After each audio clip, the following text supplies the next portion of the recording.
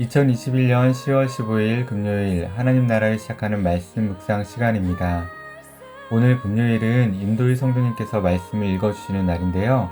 오늘 하나님 말씀은 출애굽기 32장 1절에서 14절 말씀입니다.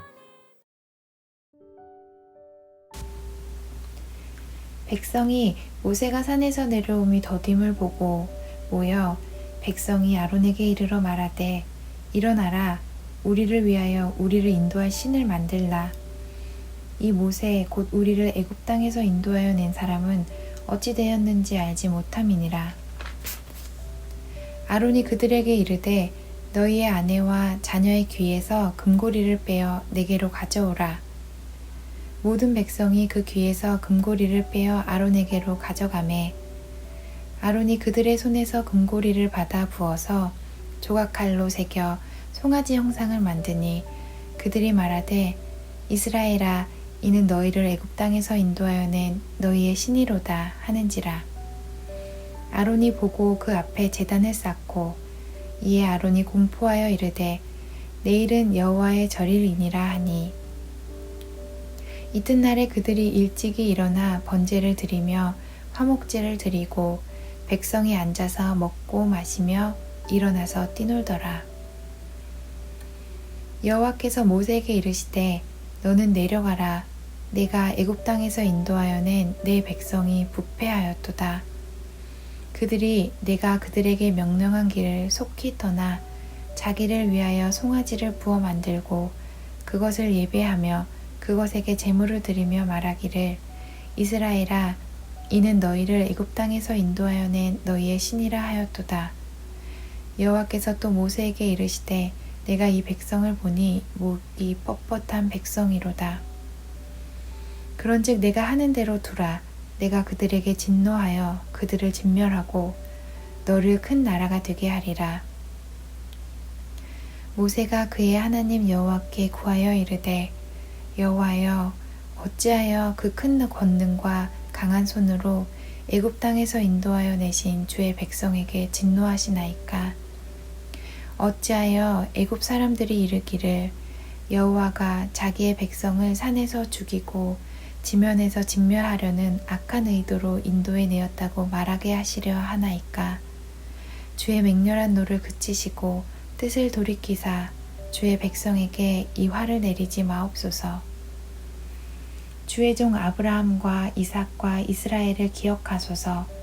주께서 그들을 위하여 주를 가리켜 맹세하여 이르기를 내가 너희의 자손을 하늘의 별처럼 많게 하고 내가 허락한 이 온 땅을 너희의 자손에게 주어 영원한 기업이 되게 하리라 하셨나이다.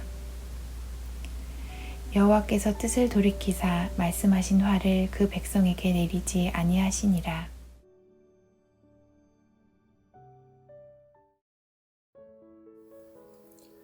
만약 우리 삶에 있어서 어떤 것이 없어진다면 하나님을 향한 우리의 믿음과 신앙이 흔들리거나 잃어버릴 수 있는 것이 있을까요?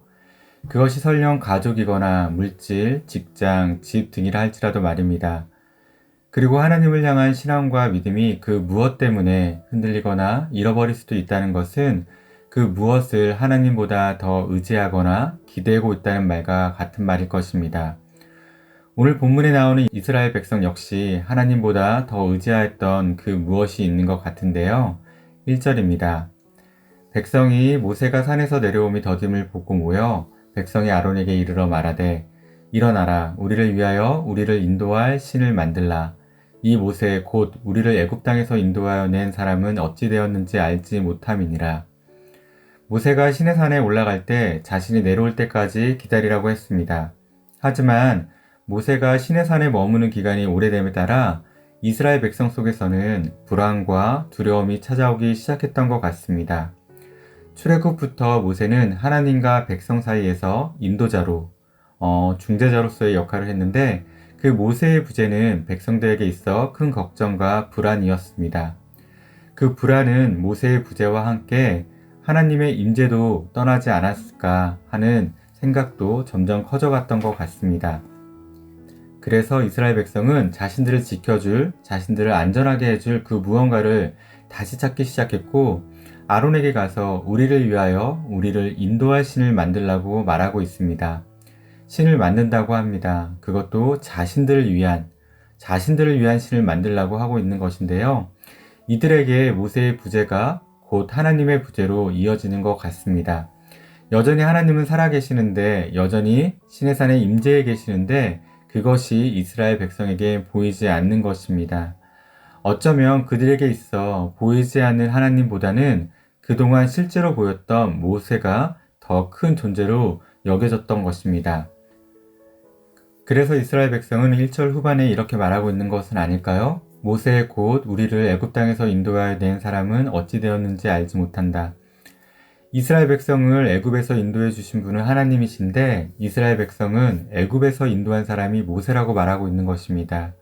하나님이 하신 일이고 단지 모세는 하나님의 도구가 되어 쓰인 사람인데, 그리고 그것을 이미 알고 있는 이스라엘 백성이었지만 그들에게 있어 모세는 하나님보다 더 의지하였던 존재였던 것입니다.